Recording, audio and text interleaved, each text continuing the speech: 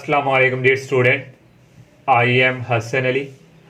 और आज का जो हमारा टॉपिक है वो एचलन फॉर्म और reduce echelon form of a matrix जो है इससे रिलेटेड है।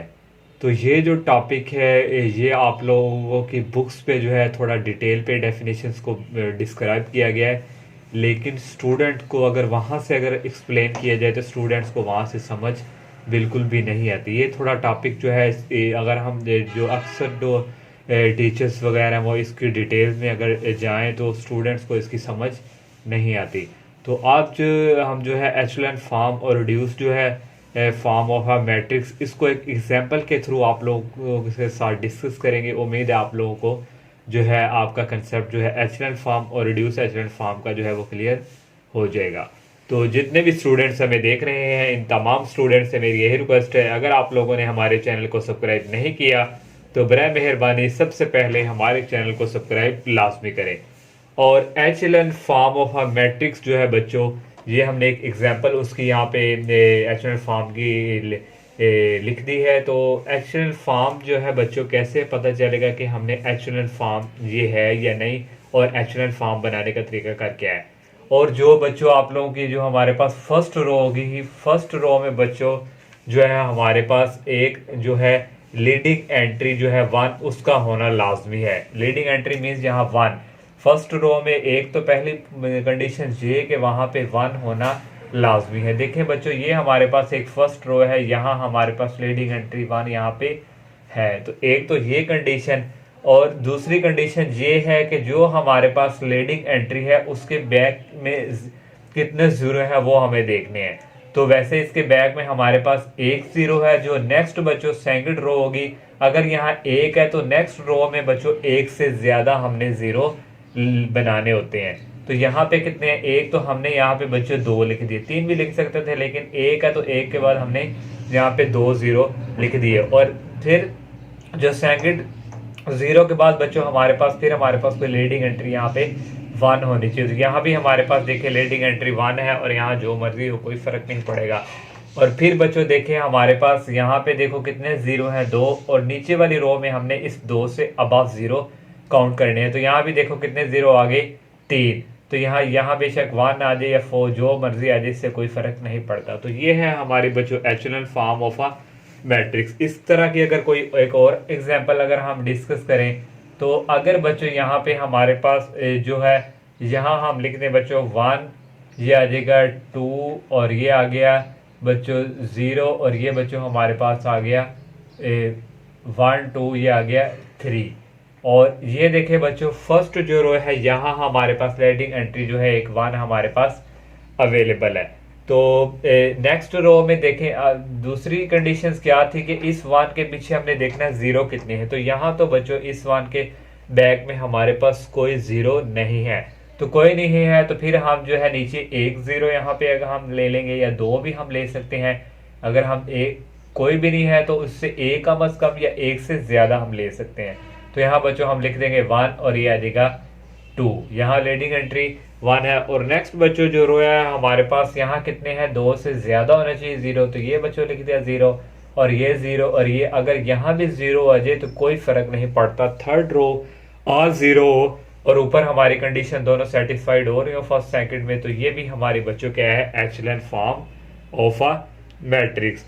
तो अगर हमारे पास बच्चों ये एग्जांपल देखें, यहाँ हमारे पास 0 और यहाँ भी 0 आ गया, और ये 1 और ये 2, और यहाँ बच्चों 0 1 और ये आ गया 3 और ये आ गया -1 और 0 0 0 0। अब ये चेक करना है कि ये हमारी एचलन फॉर्म है या नहीं। तो देखें बच्चों हमारे पास जो है ऊपर फर्स्ट रो में लीडिंग एंट्री 1 तो अवेलेबल है, लेकिन देखें 1 से कितने पीछे जीरो है बच्चों, यहाँ पे हमारे पास 2 है। तो नेक्स्ट सेकंड रो में कितने जीरो होने चाहिए, 2 से अबव, लेकिन 2 से अबव तो जीरो नहीं है, ओनली 1 है। तो यहाँ से ये कंडीशन हमारी क्या हो चुकी है, फेल। तो इसलिए ये हमारी जो है एचलन फॉर्म नहीं है। तो अगर एक और अगर हम इस तरह की एक एग्जांपल ले लें, यहाँ से 0 ये आ गया 1 और ये आ गया -2 और ये आ गया 0 0, और यहाँ हमारे पास बच्चों आ गया -1 और यहाँ बच्चों आ गया 0 0 और यहाँ बच्चों आ गया 4। और यहाँ पे बच्चों देखें ये बच्चों देखें हमारे पास यहाँ फर्स्ट जो है यहाँ लीडिंग एंट्री है 1 और नीचे पे बैक में कितने जीरो है 1 और इससे अबव लेने हैं यहाँ भी 2 है, ठीक है। लेकिन बच्चों देखें नेक्स्ट रो में हमारे पास जो है थर्ड रो में यहाँ 2 है तो 2 से अबव होना चाहिए, लेकिन यहाँ 2 से अबव नहीं है, तो इसलिए ये भी हमारी जो है एचलन फॉर्म नहीं है। उम्मीद है बच्चों आप लोगों का जो है कंसेप्ट एचलन फॉर्म से रिलेटेड जो है क्लियर हो चुका होगा। तो अब हम जो है रिड्यूस एचलन फॉर्म पे डिस्कस करते हैं। रिड्यूस एचलन फॉर्म जो है बच्चों ये हमारी एचलन फॉर्म से आगे हमारा जो है थोड़ा सा काम करना होता है और वहां से हमारी क्या आ जाती है रिड्यूस एचलन फॉर्म। ये जो बच्चों हमारे पास एग्जांपल है ये हमारे पास एचलन फॉर्म की है। देखिए फर्स्ट रो में हमारे पास क्या है 1 अवेलेबल लीडिंग एंट्री और 1 के बैक में कोई जीरो नहीं है, तो हमारे पास जो है एक से ज्यादा हम नीचे वाली रो पे ले सकते हैं, तो हमने 2 ले ली और यहाँ भी हमारे पास क्या है 1 और नेक्स्ट रो में क्या है 2 रो से अबव होने चाहिए, तो ये हमारे पास अबव है, यहाँ हमारे पास 1। ये हमारे पास है एचलन फॉर्म की एक कंडीशन।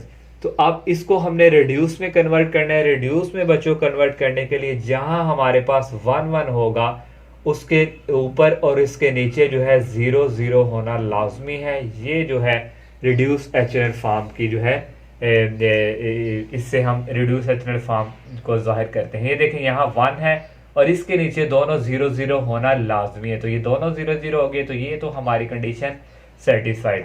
अब यहाँ कहाँ और कहाँ 1 है बच्चों, एक यहाँ 1 है और यहाँ भी 0 होना चाहिए। इसके नीचे तो अवेलेबल है लेकिन ऊपर नहीं है, तो अब हम ऊपर भी 0 बनाएंगे, तो ये बच्चों हमने ऊपर भी 0 लिख दिया। और नेक्स्ट और थर्ड रो में भी यहाँ भी 1 है और इसके दोनों ऊपर वाली सेकंड रो और फर्स्ट रो में भी इसके जो डिजिट्स हैं सामने वाले ऊपर वाले यहाँ भी 0 होना लाजमी है, तो यहाँ भी बच्चों हमने लिख दिया 0 और यहाँ भी बच्चों हमने लिख दिया 0। तो ये बच्चों हमारे पास रिड्यूस एचलन फॉर्म है। एचलन फॉर्म से ही हम जो है रिड्यूस एचलन फॉर्म बनाते हैं। फिर आप लोग एक दफ़ा कंसेप्ट बच्चों अगर आप लोगों का नहीं क्लियर हुआ तो हमारे पास फर्स्ट पे क्या होना चाहिए पहले नंबर पे, तो यहाँ भी यही कि फर्स्ट रो में लीडिंग एंट्री जो 1 है उसका होना लाजमी है। और नेक्स्ट रो में बच्चों हमारे पास ये 1 है और इसके नीचे दोनों 0 का होना लाजमी है। और नेक्स्ट बच्चों यहाँ 2 0 है और यहाँ 1 है और इस 1 के ऊपर और इसके नीचे भी होना 0 लाजमी है, और यहाँ 1 है और इसके ऊपर वाली में भी दोनों 0 होना है लाजमी है। तो ये हमारे पास बच्चों है रिड्यूस एचलन फॉर्म की कंडीशन। तो अगर हम एक और एग्जांपल लें तो यहाँ हमारे पास देखिए बच्चों यहाँ पे 0 और ये 1 और ये हमारे पास एक 0 है, तो यहाँ बच्चों ये भी 0 और ये हमारे पास 4 और यहाँ 1 एक 0 है बैक, तो 2 0 बच्चों लेने चाहिए, ये हमने बच्चों ले लिया।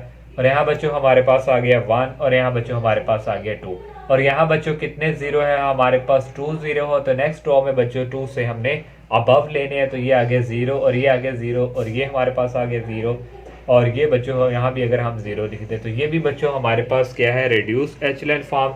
देखें हमारे पास यहाँ 1 है, इसके नीचे क्या है 0 0 है और यहाँ 1 है, इसके ऊपर भी 0 है और इसके नीचे भी 0 है और यहाँ अब कहीं भी 1 1 नहीं है, तो यहाँ से कोई फर्क नहीं पड़ता। तो ये हमारी क्या है रिड्यूस एचलन फॉर्म। तो उम्मीद है बच्चों आपका एचलन फॉर्म और reduce echelon form of a matrix का जो कंसेप्ट है ये क्लियर हो चुका होगा। एक बच्चों हमारे पास होती है रैंक ऑफ अ मैट्रिक्स। तो किसी भी अगर हमारे पास एक मैट्रिक्स दिया हो तो उसका रैंक फाइंड करना कैसे करना है, तो रैंक ऑफ अ मैट्रिक्स की जो बच्चों हमारे पास जो यहाँ पे डेफिनेशंस है अगर हम उसकी बात करें तो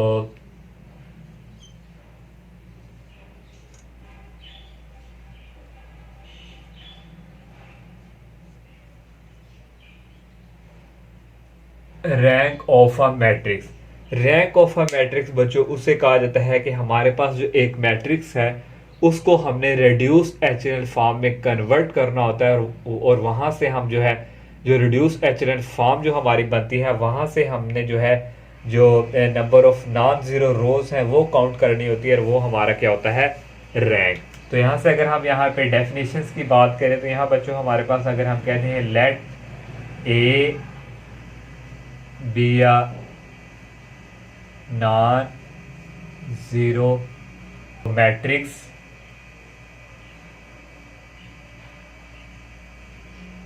if R अगर हम कह रहे हैं is the number of non-zero row when it reduce to the reduce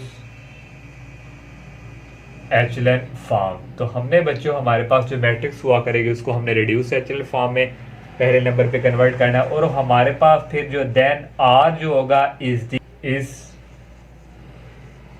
called the row rank of a matrix A. तो ये हमारे पास इसकी डेफिनेशन है रैंक ऑफ अ मैट्रिक्स की। अगर हम आसान अल्फाज में बात करें, अगर आप लोग यहाँ से समझ लें, देखिए हमने कहा है कि let A B a non zero matrix. अगर हमारे पास एक नॉन जीरो मैट्रिक्स है और R means number of non zero row, R represent कर रहा है कि वहां पे नॉन जीरो रोज जो हैं उसको हमने कह दिया है आर। तो उसको हमने बच्चों जो मैट्रिक्स होगी उसको हमने रिड्यूस एचलन फॉर्म में कन्वर्ट करना है। कन्वर्ट करने के बाद बच्चों जो नंबर ऑफ नॉन जीरो रो जितनी होंगी काउंट करेंगे तो वो हमारा क्या होगा, रैंक। तो हमारे पास नंबर ऑफ नॉन जीरो रो जितनी होगी उसको हमने यहाँ डेफिनेशन पे नाम दिया है आर। तो फॉर एग्जांपल हमारे पास नॉन जीरो रो 2 है, तो यहाँ से आर इक्वल 2 मीन्स 2 हमारा क्या होगा, रैंक ऑफ अ मैट्रिक्स। तो ये था हमारा आज का लेक्चर। तब तक के लिए इजाज़त दीजिए। अल्लाह हाफिज़। अस्सलाम वालेकुम।